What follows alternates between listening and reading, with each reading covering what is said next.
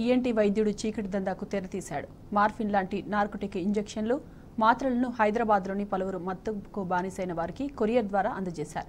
సమాచారం అందుకున్న డ్రగ్స్ అధికారులు అతని క్లినిక్పై తనిఖీలు నిర్వహించారు. తనిఖీల్లో డ్రగ్స్కు సంబంధించిన ఇంజెక్షన్లు, మాత్రలు లభించాయి.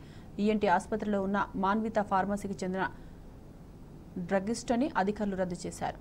డాక్టర్పై కేసు నమోదు చేసి హైదరాబాద్కు తరలించారు.